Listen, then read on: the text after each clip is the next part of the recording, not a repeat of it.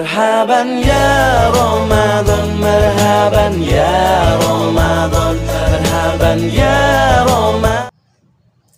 Bismillahirrahmanirrahim. Assalamualaikum warahmatullahi wabarakatuh. Alhamdulillah wa syukurillah wa ni'matillah. Asyhadu an la ilaha illallah wahdahu la syarikalah wa asyhadu anna Muhammadan abduhu wa rasuluh sallallahu alaihi wasallam. Sahabatku seiman dan seagama, kita bersyukur kepada Allah Subhanahu wa taala di bulan yang penuh berkah ini, di bulan yang penuh maghfirah ini. Allah senantiasa memberikan kesempatan, kenikmatan kepada kita untuk bisa menjalankan ibadah ini dengan penuh kenikmatan pula. Hal itu tentunya ke atas izin dan rahmat dari Allah yang patut kita syukuri. Ketika kita pandai bersyukur, Allah telah menjanjikan di dalam Al-Quran, Allah akan tambah rezeki kita. Ketika kita menjadi orang yang kufur nikmat, orang yang tidak pandai bersyukur, maka Allah pun juga mengatakan azabnya sangat pedih.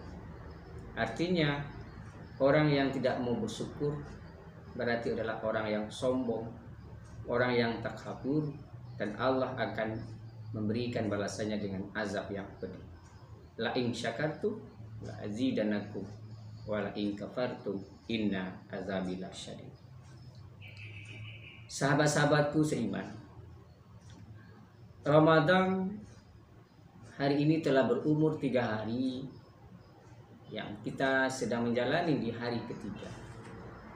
Tentu hari-hari juga Ramadan yang kita jalani tidak kita biarkan begitu saja tanpa kita isi dengan amalan-amalan yang bermanfaat. Amalan yang bermanfaat itu ada amalan wajib, ada amalan sunnah. Amalan wajib pahalanya di bulan Ramadan ini bukan main, Allah lipat gandakan.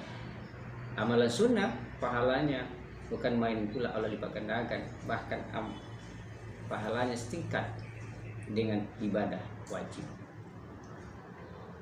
Maka dari itu, di dalam sebuah hadis Rasulullah Shallallahu Alaihi Wasallam yang diriwayatkan oleh Imam Abu Dawud dan Tirmizi, Rasulullah Shallallahu Alaihi Wasallam bersabda, "Al jannatu mustaqat ila arba'ati nafar, talil Quran, wa hafizil lisan, wa mata'imil ji'an, wasaimi fi syahri Ramadan."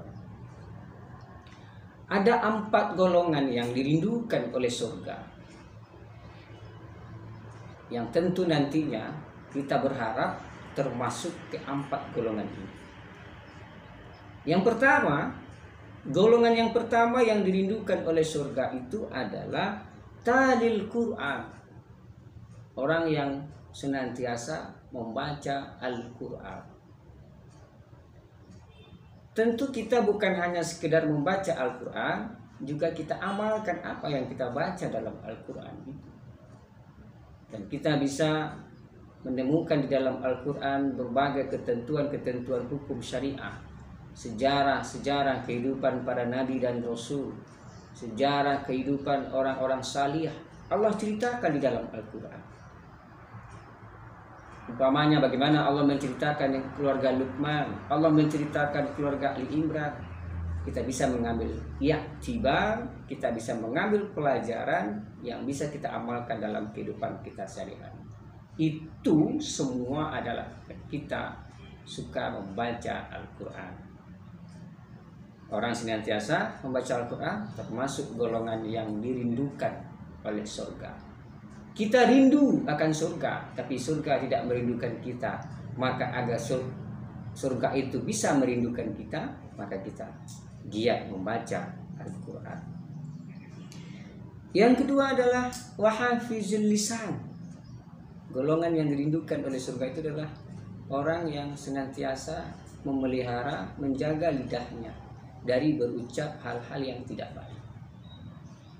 Apakah itu ucapan yang menyakiti saudaranya, menyakiti orang lain, menyakiti tetangganya. Dia jaga itu agar itu tidak bisa terjadi. sering kita mendengarkan bahwa istilah lidah ini adalah dengan ungkapan lidah tidak bertulang. Memang betul, tapi dia sangat tajam. Lidah ini orang bisa bertengkar, dengan lidah ini orang bisa bercerai, dengan lidah ini orang bisa menjadi tidak baik. Dengan lidah silaturahim orang itu bisa terputus. Maka kita selaku orang yang beriman, kita harus bisa menjaga lisan. Kalau hal itu rasanya tidak bermanfaat, kita diam. Maka Nabi mengatakan diammu itu adalah emas daripada berbicara yang mengakibatkan banyak orang yang akan dirugikan, banyak orang yang akan tersakiti dengan ucapan yang kita keluarkan. Nah, yang ketiga, golongan yang dilindungkan oleh surga itu adalah wa mut'aimil ji'a, yaitu memberi makan orang yang sangat membutuhkannya. Memberi makan orang yang membutuhkan, orang yang kelaparan, orang miskin, orang fakir, kehidupan mereka yang tidak mencukupi, nafkah yang mereka cari tidak bisa menutupi kebutuhan sehari-harinya. Nah, ketika kita datang orang, kita merasa orang yang mempunyai kelebihan rezeki, maka kita bantu memberikan makanan kepada dia. Amat senang hatinya dan amat besar pahala yang kita dapatkan. Nah, ketiga-tiga ini momennya sangat tepat. Di mana? Ya, di bulan Ramadan ini.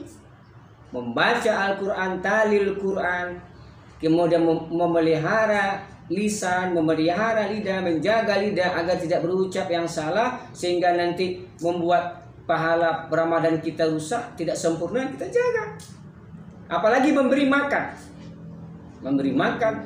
orang-orang miskin di bulan Ramadan. Mereka berpuasa, memberi makan orang yang berpuasa nantinya ketika dia berbuka, bukan main, amat besar pahala. Kemudian yang terakhir adalah kita, yaitu orang yang mempuasakan Ramadan, orang yang berpuasa di bulan Ramadan. Ini golongan yang dilindungkan oleh surganya Allah Subhanahu wa Ta'ala. Nah, menurut hemat kami, ini bentuk amalan yang tidak begitu susah dan tidak begitu sulit rasanya. Tetapi tentu masing-masing kita mempunyai kadar kapasitas masing-masing, mempunyai kadar yang terbatas untuk mengamalkannya. Sepintas memang kita lihat ini adalah amalan-amalan yang sangat-sangat senang kita lakukan, bisa kita lakukan. Tetapi kita kembalikan ke dalam diri kita. Kalaulah kita ikhlas melaksanakannya, akan dengan senang hati kita bisa melaksanakannya. Tetapi kalau kita susah dan tidak ikhlas, kita bimbang, maka ini tidak akan bisa kita lakukan. Semoga Ramadan ini membawa berkah untuk kita semua, dan amalan-amalan yang bisa memperbanyak ibadah kita, amalan-amalan yang bisa memperbanyak pahala kita, tabungan akhirat kita, mari sama-sama kita lakukan. Tidak tutup kemungkinan bagi kami yang menyampaikannya. Itu saja, semoga bermanfaat untuk kita, dan Ramadan ini menjadi Ramadan yang terbaik dari tahun-tahun yang sebelumnya yang telah kita lalui. Fattabiru ya ulil albab la'allakum turhamun. Wassalamualaikum warahmatullahi wabarakatuh. مرحبا يا رمضان مرحبا